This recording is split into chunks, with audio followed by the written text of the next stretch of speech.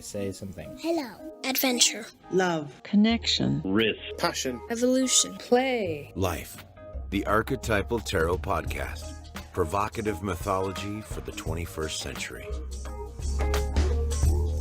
We are bucking tradition and setting out on our own provocative path, going straight to the 22nd card of the tarot, the world. What kind of new mythology can we make from this power-packed set of symbols? And what does it mean to us in this century of ever-shifting paradigms and climate change? Our guest for this episode is Craig Chalquist, who we think is a total badass of depth psychology. Craig is the department chair of East-West Psychology at the California Institute of Integral Studies. He's also adjunct faculty at the Pacifica Graduate Institute, where he teaches ecopsychology. Craig is the author and editor of many books, including Terrapsychology, Reengaging the Soul of Place. Cyndera and I sat down with Craig to discuss his work and everything from hobbits, alchemy, gods and goddesses, Carl Jung in the Red Book, the Avengers, and why he rarely teaches the hero's journey anymore. More information is on our show page at archetypist.com/myth. And one more thing, you can now follow us on Twitter at @Tarot Podcast. And here's our conversation on The World, a New Mythology with Craig Chalquist. Hey, and welcome to the Archetypal Tarot Podcast. I am Julienne, and I'm here with Cyndera and Craig Chalquist. We are beyond excited to be here. The spring equinox just happened, and our whole new model of the podcast is completely mixing it up. The last episode was about the Fool, mostly, and passion, and we're going right to the other side of that with the World card today. What, the World? The World is the last card. It's card number 22. How do we go from 0 to 22? How did that happen? Because that's the way life happens sometimes. Okay, so this must mean a whole new mold for us. We're breaking the linear sequence. We're breaking that whole thing. The new motto of our podcast is provocative mythology for the 21st century. And the last time we talked about the World card was rebirth, new energies. It's a bigger world, more archetypes living in a more integrated way, moving away from a model of redemption into one of evolution, which includes a lot more. And we thought it was the perfect time to speak with Craig about his work and topics like the hero's journey and how it might relate to the world and our experience. And Craig, I read something on your website about why you don't teach the hero's journey. Uh-oh. And I loved that. And we've looked at in our podcast as kind of using that as a model for the model. But I think throughout all of it, we realized that the taroic journey, far more interesting, far more inclusive. Did you just say taroic? Yeah. Instead of heroic. That's good. Yeah. That's awesome. Yeah, that's good. I like that. But I'm still stuck in this mold because, we're breaking this linear path, and I feel like I need to go meet a mentor about it. Craig, can you help us? We're just totally breaking this mold here, the hero's journey. So tell us about your experience with the hero's journey, teaching it, and what conclusions you came to about that. I will try. I actually, the first time I taught the hero's journey was to men who had been incarcerated.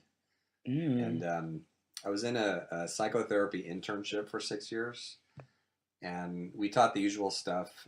All the guys had been arrested for violent crimes. They'd all done jail or prison time. And then they came to us for additional punishment and counseling.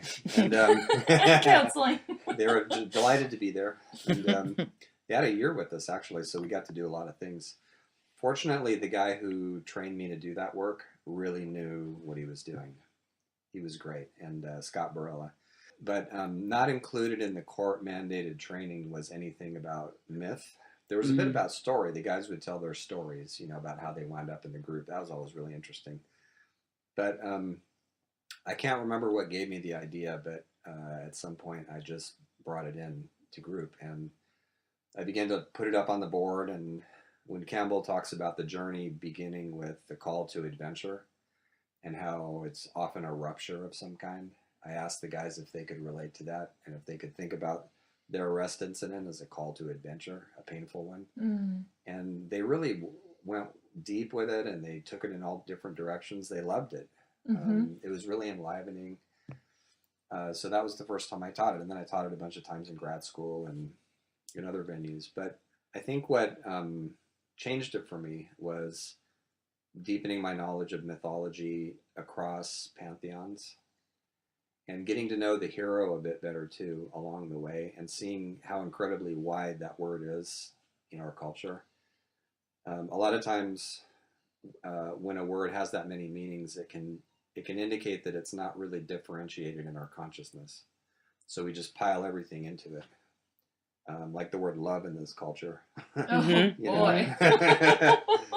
Right? And friendship. Where's everything, you know? Mm-hmm.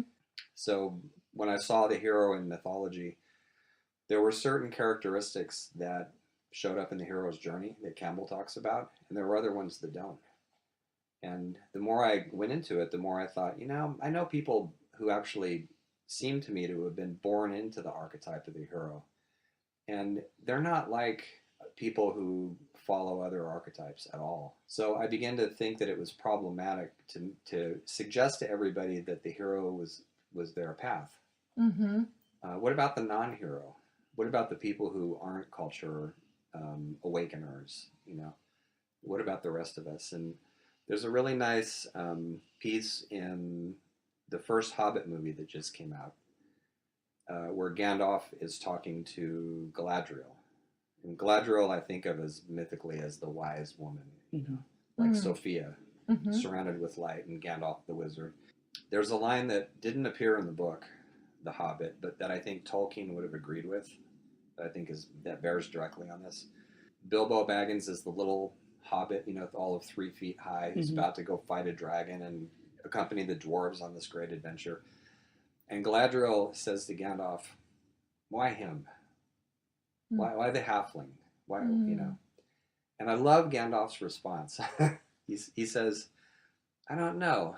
Saruman, who's the head of his order, who eventually becomes a corrupt wizard, you know, he says, Saruman thinks that only great power can hold evil in check. But that is not what I have found. I found that it is the small things, the ordinary deeds of everyday folk who hold the darkness at bay. The simple things like kindness and love." And he says, "Why, Bilbo? Perhaps because I'm afraid," and he gives me courage. That's a brilliant line. That was perfect. And we can all relate to that.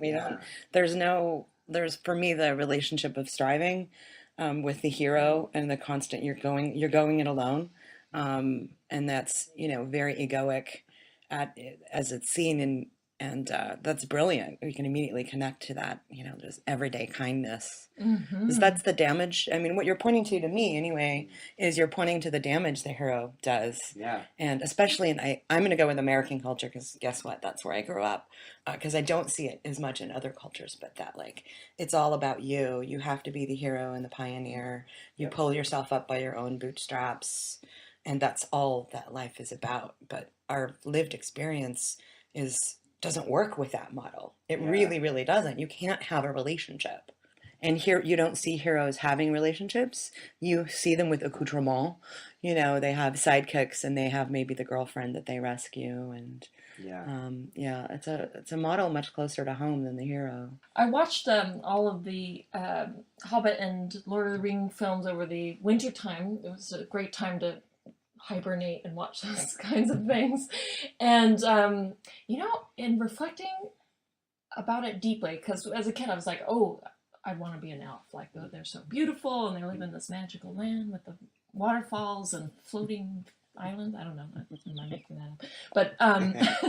But that's what it seemed to me. But in looking at the way the hobbits lived, I'm like, oh, I really actually would like to be a hobbit. I mean, they're just so earthy, and they're happy, and they know how to party, and they're, you know, they're and they eat really well. They eat really well. They're funny and flirtatious, and I just thought, oh yeah, being a hobbit, that's the way to be. Like, that looks really, really great. Yeah. And so we have these films, and they're quite powerful, high-grossing films. They're speaking to modern times in a great way.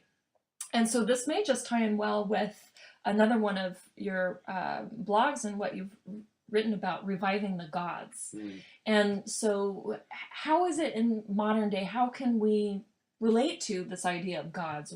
How do they show up? And how can we be in relationship to them? Is it through films like this and musing on the hobbits, or how does that show up and what can we do? Some years ago, I was camping a lot. At that time, I was eating more meat than I do now, actually. But when I camped, I would have like hot dogs and hamburgers and stuff like that on the fire. Learning a lot about ecopsychology and ecology itself, and ecopsych being the study of our psychological relations with nature. And I noticed that whenever I camped, I'd cook up a couple of hamburgers and I would invariably drop one in the fire. And no matter how careful I tried to be, it would always flip over right in the fire, you know. So I don't know what got me thinking about this, but it struck me one day that I was out in, you know, what's left of the natural world anyway. And I wasn't thinking about who else was out there with me. I thought, you know, I was treating it just like a campsite, like a human setting. Mm-hmm. You know? But I was surrounded by all these nature powers, and I knew from mythology that Demeter, or Demeter as they like to call her in this country, is the goddess of that kind of, you know, feeding and the fruit of the harvest and all that.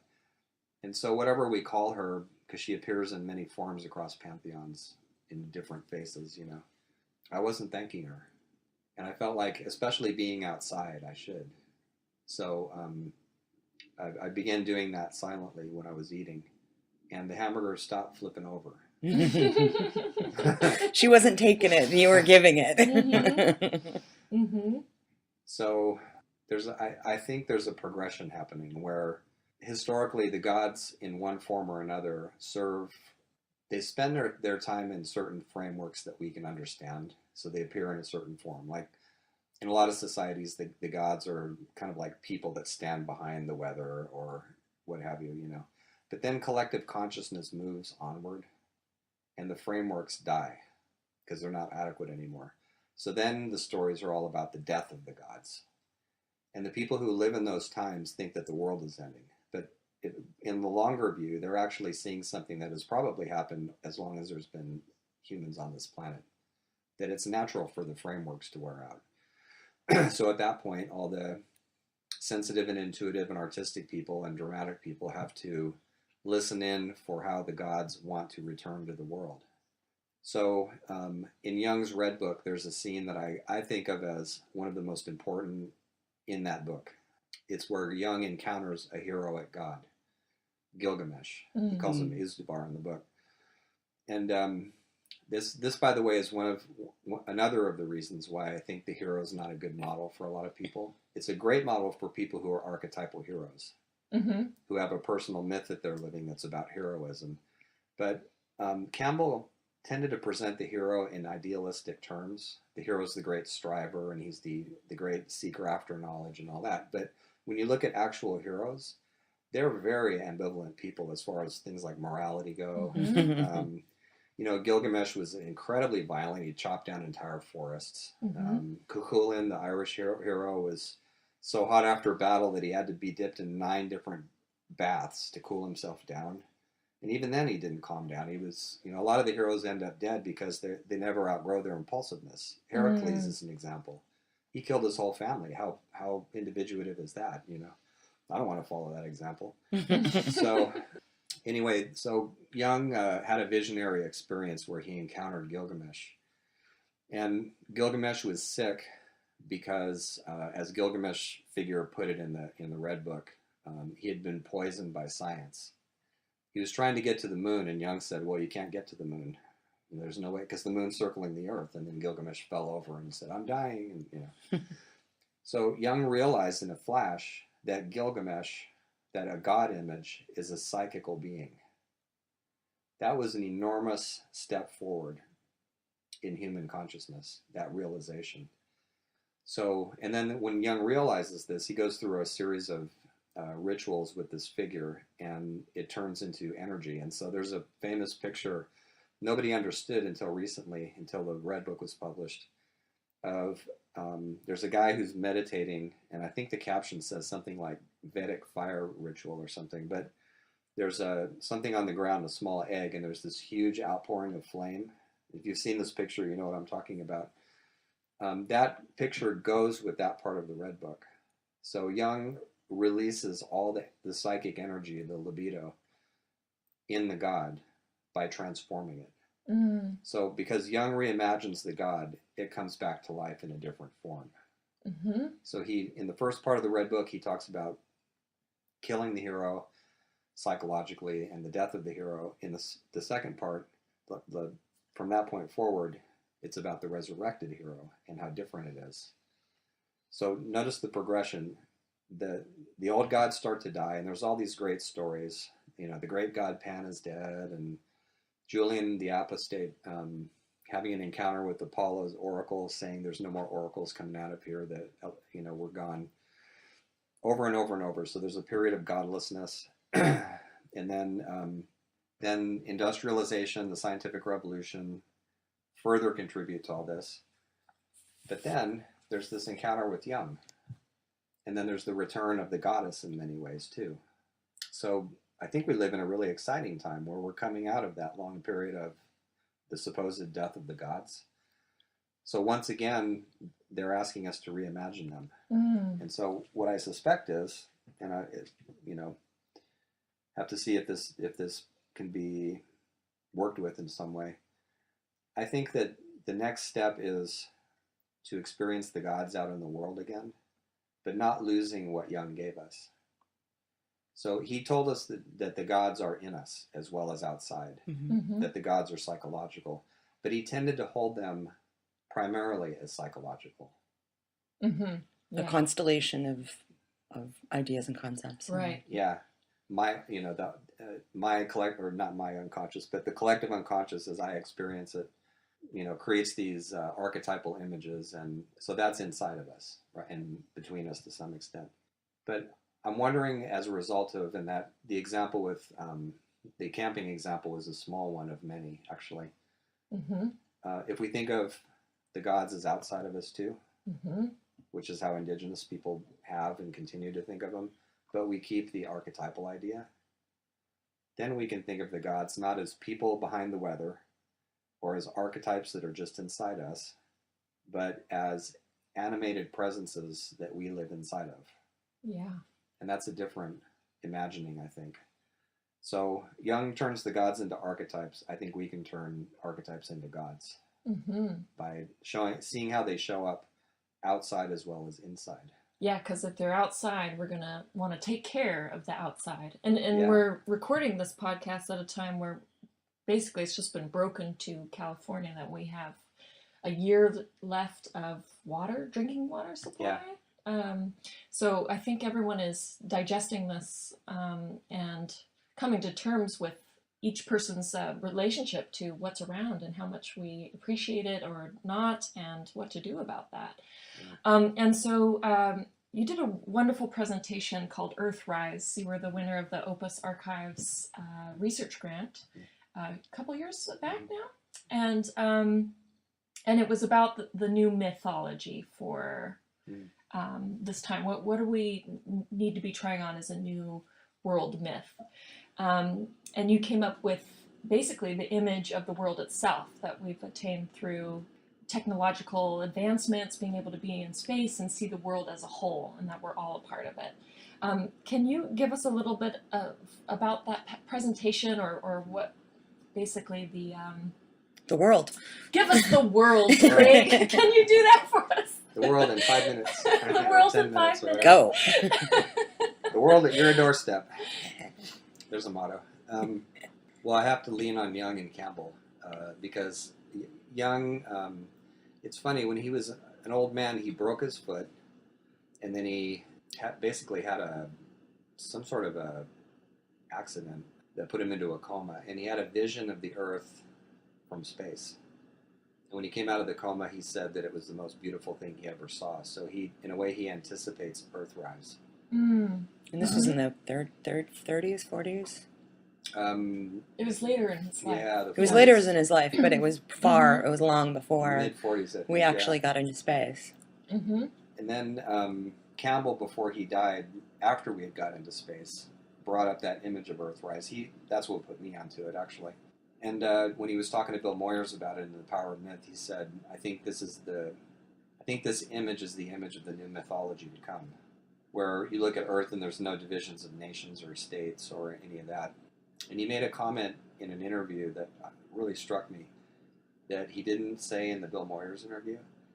And I think he was talking to Sam Keen, and he said, when you think about all the dualisms that we've been through over the centuries, the heavens are up there, spirit's up there, matter and all the gross stuff is down there. He said, when you look at Earthrise, it dispels and makes impossible that dualism, because what you see is that the Earth is in the heavens. So it's a huge psychic shift. And the picture itself was taken on the day before Christmas, which I think is synchronistically interesting. And the response to it was visceral and aesthetic. It was right from the heart. It wasn't, let's study it, or, the astronauts were overwhelmed by it. Yeah. This happens so regularly to astronauts even now aboard the space station, for instance, that they have a term for it. They call it the overview effect. You're walking by a window as you're busy doing your work up there, and then you get seized by the beauty of the Earth, and you forget what you were doing. So it happens to everybody who goes up there, pretty much.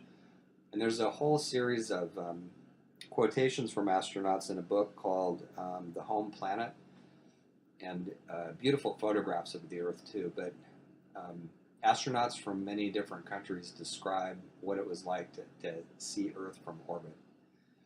And there was one mythological statement in there from Taylor Wang, a Chinese-American astronaut, and he said that there was a Chinese story about a wise and beautiful princess who was set upon by thieves who were going to cut the jewels from her fingers. But when they realized how wise and beautiful she was, right on the spot they decided that they were going to be her protectors instead. And he says that's how it felt for me to see the Earth from orbit for the first time. So there's many comments like that. There was an astronaut from Saudi Arabia who said, on the first day up, we were all pointing to our countries. On the second day, to our continents. And on the third, we were only aware of one Earth. So there's a huge shift in this image. And I don't think Campbell thought that there will ever be a single mythology for everybody on the planet. I don't think it would even be desirable. We're far too diverse. There's local stories, and there's regional stories, and perhaps planetary stories too. But it's one thing to talk about mythologies, but another to talk about a mythic image, a mythologem that can give rise to many different stories for many different cultures. And I suspect Earthrise is an example of that. I love that, because it's back to that, the hero isn't the one story that we need to follow. Yeah. We're not looking for one paradigm to fit everybody. And this is what I found working with the stone images, as some of our audience members are aware of the work that I do as well. And what I love about working with cards that have images on them that can be interpreted in many different ways is that it can draw out the freshest story that person is living at this time, and that the point is to keep telling the stories, and through the telling of those stories, you can see changes, and you can note changes, and it can reveal just great things that are happening personally and collectively. Tolkien, your comment reminds me of a comment that he made in his letters where he distinguishes between allegory and application, and it's similar to the distinction Jung makes between a sign and a symbol. A sign is something fixed. So train going into a tunnel, sexual, that's a sign, fixed, No doubt about, apparently anyway, no doubt about what it supposedly means, A stop sign means stop, Those are signs. They're not true symbols from Jung's standpoint. A symbol is always mysterious. It's always open. And in the same way Tolkien said, there's turning stories into allegories, which is reductive. And he made a comment once. He got a letter from someone who said, "Well, aren't the orcs in your story actually communists?" And he said, "Well, that's just that makes as much sense as saying communists or orcs." And somebody else said, "Well, the ring that comes from Wagner, right?" And he said, "Well, the only thing that's similar about the two rings is that they're round." He hated that, Mm-hmm. and rightly so. He said we have to stand up for the story first. We have to, protect that. And so he said, but on the other hand, he wasn't against any interpretations or all interpretations. That he said it's useful to see how a story is relevant, and that's what he meant by application. So the more interpretations a myth, for instance, can generate, the more alive it is. But as soon as you come to a single interpretation, you've turned it into a zombie, an ideology. Right. Doesn't that circle back to kind of the hero's journey, because it has been so heavily concretized? And for me, I see it as like, we need to do that. We need to I get my arms around this. And it really has caught on, and for a very, very long time, but it's kind of dying now, honestly. Yeah. I worked somebody who, the first course that we put out a couple of years ago was using the movie Ratatouille in the hero's journey, because you can see it through that. Yeah. The take that, we had on that was more of your own. It was your hero's journey, but it was like looking at it from the choice of fate and destiny. You're fated to live within the tribe, and the hero archetype is pulling you to leave the tribe. But the ultimate goal through the process of that journey is to uncover and recognize your own destiny, those powers. Like in the movie, the rat has to really see that he is meant to cook, even though everything about his existence says that he should be the last thing in the kitchen. So that teaching the hero's journey that way, we were super excited about it. But we also, in talking with other people, were like, "Oh, this course," they're like, "Oh no, the hero's journey, I'm so done with that. Like, I can't." And what I, and I identified with this too, is like, you know what? I'm tired. Yeah. I am X ages, years on this planet, and I don't want to be a hero. Like, I've done that. And follow your bliss while you're at it. And following your bliss, but that seeing the hero's journey in so many ways die, at least at a certain level, is we have to, because we can't see it from Earthrise. Yeah. There's no hero's journey. Yeah. It's the heroes it's the heroes that got us into space, though. That's right. So, it's that it is a heroic thing to do from everybody in Houston to the actual people who went up there. Yeah. But from that perspective, to me, the end of the hero's journey is bringing everything back. Right, yeah. And that's what they did. And I'm a fan of Edgar Mitchell, one of the guys on that flight and starting the Institute of Noetic Sciences, and that the effect that it had on him, hardcore scientist, when he saw the planet and went, whoa. I mean, I don't even think we're supposed to have words for that experience. We have symbols for that, which are much stronger. And when we were talking about the Taroic journey, thank you, coined that one. I'm sure someone said it, but I'll try to take credit, but it's not going to stick. But that, when we talked about the world, it is that moment of you've got your little tiny heroic journey that you've done in relationship with other people, but you do get the rebirth place is the world, is that larger perspective where you have transcended, but you have to include. And that does kind of happen in the hero's journey, but what's emphasized in the hero's journey is really more about the self. You get the boon and you have to go back and share it. I don't think we have enough information, or, people don't talk about trying to share your boon or trying to share that, because that's harder than the whole journey most of the time. Yeah. Going back to your people to try to, share it, like, that's another 10 years probably.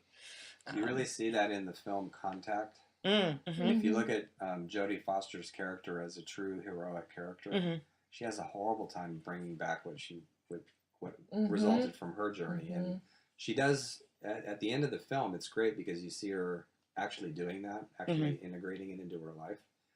But most of the time, you don't get to see that at all. What's the curse of that Greek figure, the woman who Cassandra? She knows all the truth, but no one will believe her. Like that feels so familiar. The line, I love that movie Contact too, and really the best line is, "They should have sent a poet." Yeah. Period. And that's to me, it's the role of the artist, and to get directly whether using words or symbols, is there's a truth beyond the truth that you could ever write or express. And to me, that's the longtime appeal of Jung is, I think the soul speaks symbols.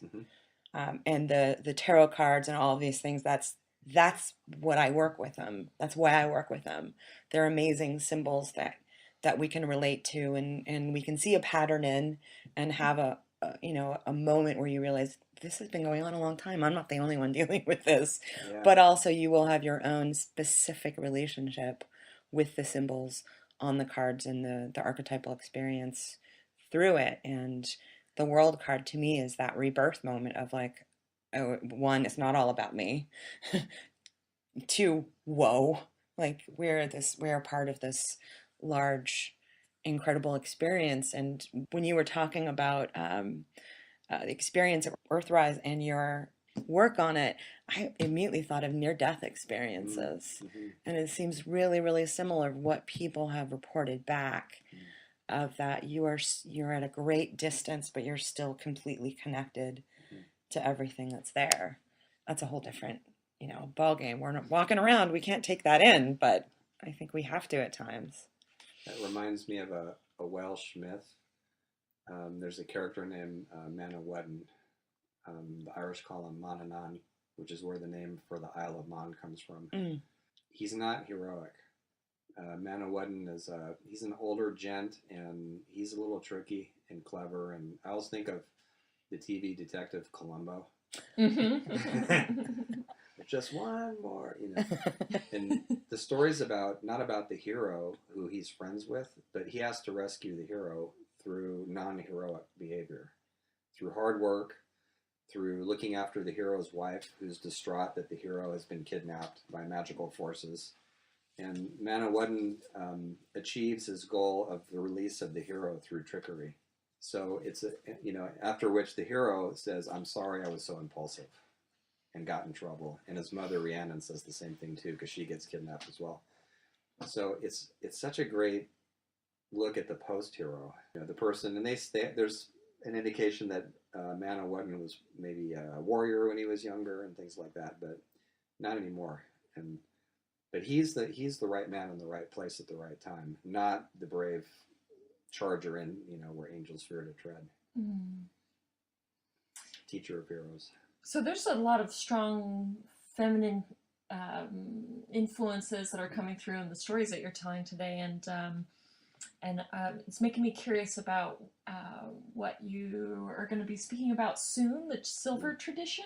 Yeah. And can you tell us a bit about that and what's happening there? I'm teaching a course at CIS on it right now, and I've never been entirely happy with a term that Jung used. He actually got it from people like Goethe, and it goes even farther back before him, the golden chain, or the golden tradition. And the alchemist used the term as well, and it refers to the perennial philosophy, the idea that there's an unbroken line of students and teachers of esoteric knowledge all the way back to ancient Egypt.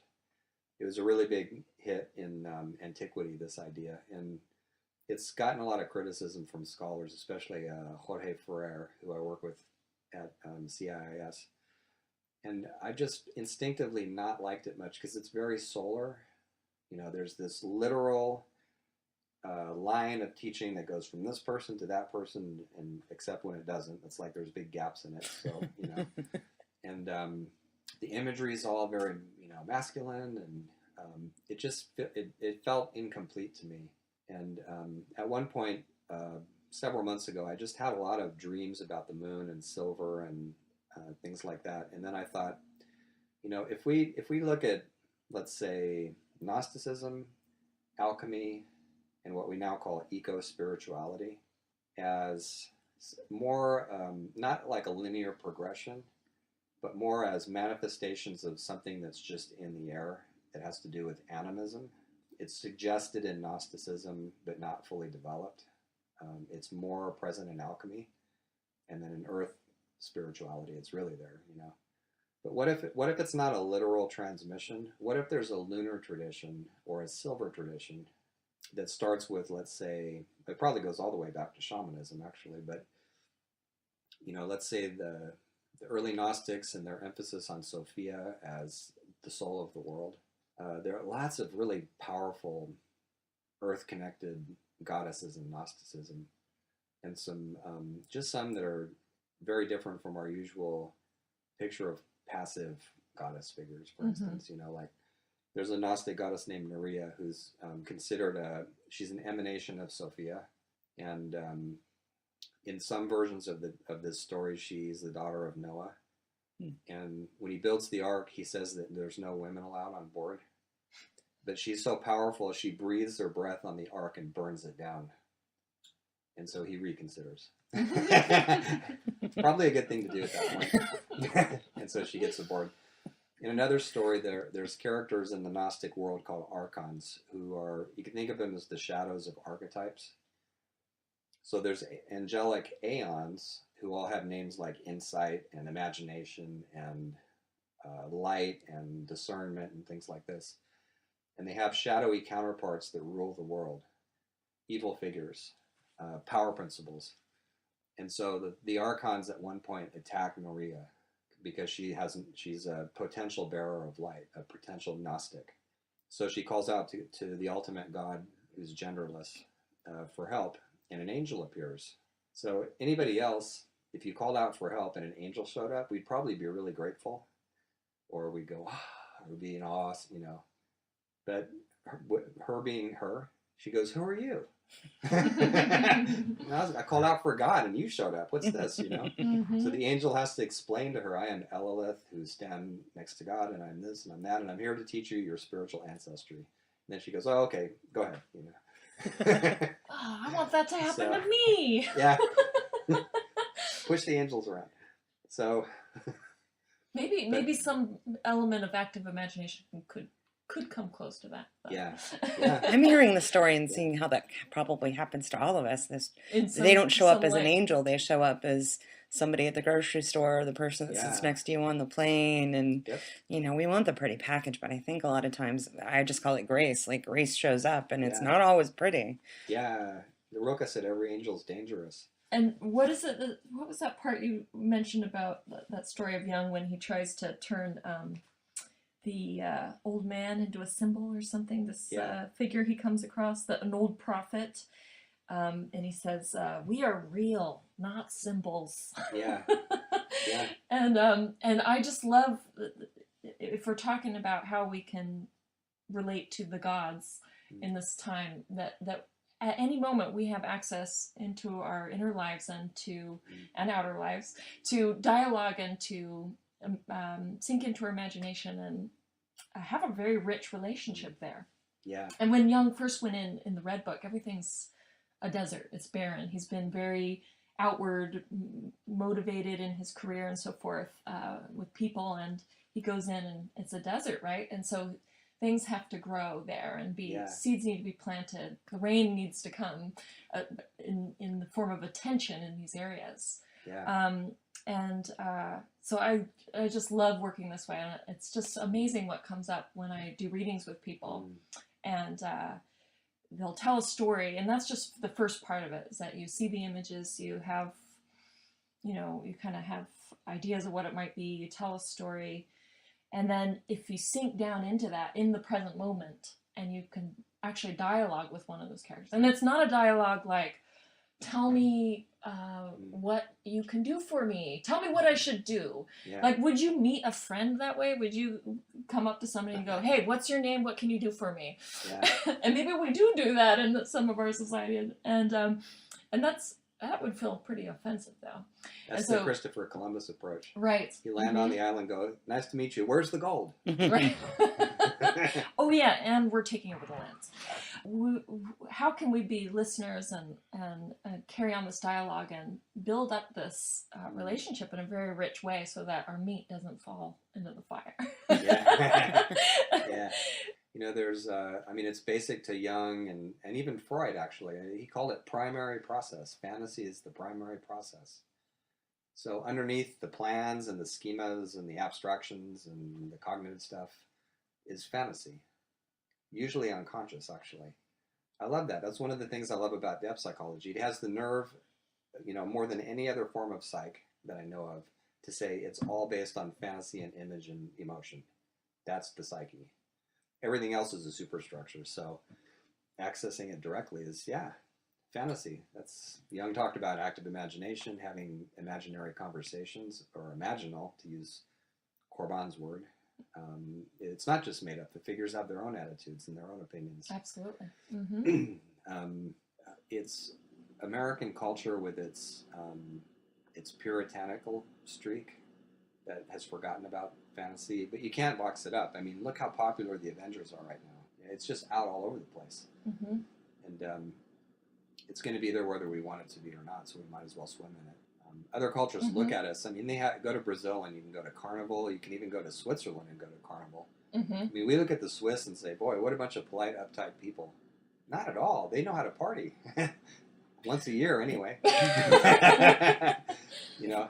Fantasy's been put into the shadow so much. It's really the repressed. It's really repressed, but I think the word partially is part of, well, not part of the problem, but that word, it holds the weight of all of that shadow.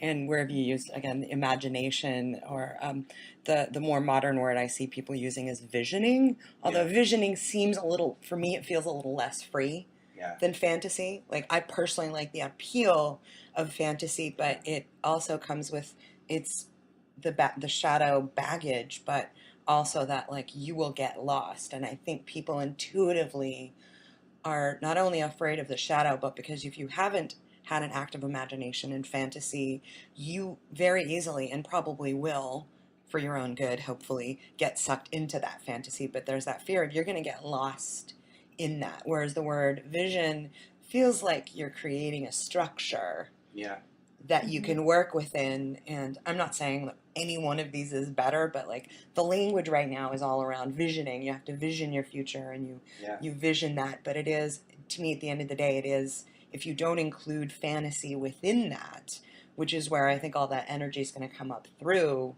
then you'll just end up with, like, I have this beautiful vision board now, and I put it there, and I'm done. The emotion basically will get drained out of it, or just come out in, like, Avengers, which I think are great movies. They're so much fun, but you can join our Archetypes in Movies club that we cool. that we visit on the podcast here and there. We love coming up with movies that I want to reflect it. Respond to what you just said, but this is a total sidebar. Have you seen the teaser for the new Avengers movie? Mm-hmm. Have you seen the longer version where they're all trying to lift Thor's hammer? I really like the guy who plays Thor because they don't stick to the stories exactly, but his character is a lot like what's in the Eddas, you know? I love that, where they all try to lift it up, and Iron Man has the scientific explanation, this theory, and Thor says, I have a better theory. You're all unworthy. I love that. That's so Thor. I love that you brought that. You know, archetypally, it's a fascinating trailer because they've got, what's the bad guy's name? The mega... Ultron. Using the song they use is from Pinocchio, which to me is fascinating. It's like, I got no strings to hold me down.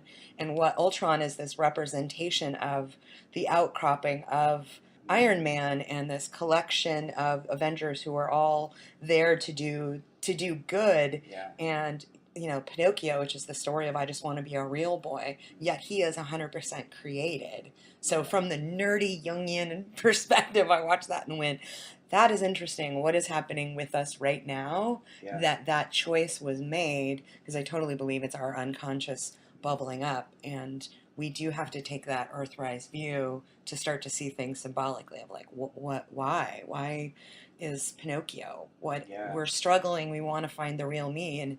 And I think the shadow character Ultron is just filled with rage and revenge. And my little pop theory is it's because he's dying for authenticity and can't touch it because he can't be as evil and greedy as he is and be authentic at the same time. So he's what happens when you repress fantasy and when you restrict it to visioning too. I mean, the people who created the atomic bomb were great visioners. You know, they had an agenda. They did what Tolkien would call allegorizing. They used their fantasy for something destructive. And that's the thing, whether you use it as a tool without understanding the deeper implications of it, or you repress it, it kind of amounts to the same thing. It possesses you. it takes over. Yeah, and they had the great excuse of, well, if we don't do it, somebody will. Yeah. Which is, it's Pandora's box. It's that mythology of like, well, someone's going to open this box, and egotism of like, well, we'll be able to control it. Well, guess what? Sometimes you can't. No. It's out. To me, that's a dividing line of that is the new mythology. That's the new paradigm that you talk about, of that changed everything. And all the generations of people, like myself, nuclear power has been around since before I was born. So for me, it might as well have always been around, period. Yeah. When Oppenheimer saw the test blast in the desert, he quoted from the Bhagavad Gita, which is a mythical book, about I am become death, the destroyer of worlds. There was a guy standing next to him, like Bainbridge, the physicist. He had a more American version. He looked at the blast and he said, "Now we are all sons of bitches." Just the cowboy way of saying it. And that's what happens when you get possessed by this. Yeah. You see the results. It's the Frankenstein piece. I mean, Mary Shelley called it way before any of this. Yeah. And the doctor in the book just, all I want to do is be an alchemist. I just want to create life and I want to save people from death. But then when he actually sees the monster, then is when he realizes too late that it has taken on an autonomous form. That's the great. I think that's one of the things that people fear about fantasy, is that it'll do something like that, and it can, but primarily when it's been repressed for a really long time. So it's necessary to give it life somewhere. I haven't seen the film yet, but my guess about that Ultron figure is, that's a complex of some kind for Tony Stark. It's some part of him that he never fed, that he never looked at, never owned up to. And so now, like Frankenstein's monster, it's taking on a symptomatic form. There's a father relationship to the precursor to Ultron, Jeff Bridges, his character. So, yeah, we could spend a lot of time looking at that one, that's for sure. But to roll this back into kind of the world, and where we are right now. We're recording this the day after the spring equinox, and the rebirth of that. And our listeners are a diverse group of people. There are people interested in psychology, people interested in the tarot, people who just, for some crazy reason, like listening to Cyndera and I. Do what we do. There's two of you out there anyway. We love you. But there's so many, I think, rich takeaways from our conversation, but I would love to hear from you, Craig, to this group of people who are using this mythology and are looking for a newer mythology or another way to take the old and live it in the new. What are some more of your ideas around, the world Earthwise fantasy that people can be working with? You have a special certificate program kind of addressing these issues, right? Yeah, so we have an online certificate in applied mythology where we look at some of this. It's how to create new stories for emerging myths. So we have a look at that. And then it's also how do we rejuvenate the old stories so they're still relevant, which they often are. That's why they keep recurring. Campbell pointed that out. The myths are all over the place all the time. So if we can think of them in modern terms, then we can dialogue with them instead of acting them out unconsciously. So that's a nice thing. I'd also encourage people to experiment with the idea that when you're fantasizing or dreaming or in a state of reverie, that, and Cyndera was touching on this earlier with the imaginal figures talking back to Jung, that they're not just yours. That the idea that you're dialoguing, or rather not dialoguing, making something up instead of dialoguing, that's a Western prejudice, and an American one in particular, that splits us from the world. And so the remedy for that would be to play with all of this in a spirit of play. The idea that when you have a rich fantasy life and when you're engaging with your dreams and intuitions, that you're also speaking to the people that have been known as the invisibles, or they go by many different names, but just the animate powers of the world, that the world's dreaming its dreams and fantasies through you as well. And when you think of that old phrase anima mundi, which means world soul, there's very old ideas in many mythologies about how the world soul dreams through us. So I think that's a creative and enlivening way of holding it. That it's not just my personal thing here. It's got my personal stamp on it because it's happening in me. But if I go deep enough with it, then the world itself is speaking through all of that, including fantasy. We are the dreamers of the dreams. I like that. That's perfect. Everything else, Miss Cyndera? Well, I am very tempted to take your certificate of applied myth myself, and I was really super pleased to see that it's quite affordable. It's like $150 for, what is it, 5 weeks? Yep.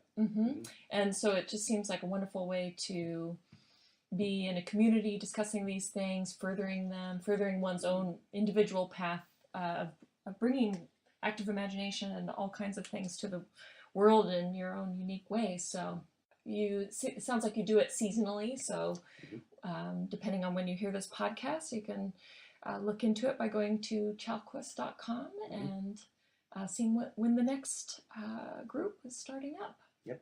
And we'll put it on the show page. Absolutely. Thank you so much for joining us, Craig. This was wonderful talking to you. Thank you very much. This was a lot of fun.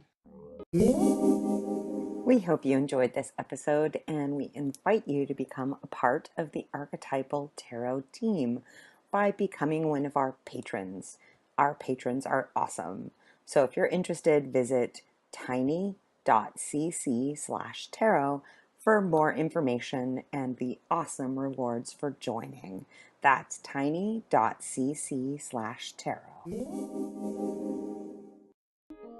The Archetypal Tarot Podcast is hosted by me, Julienne and Cyndera Quackenbush.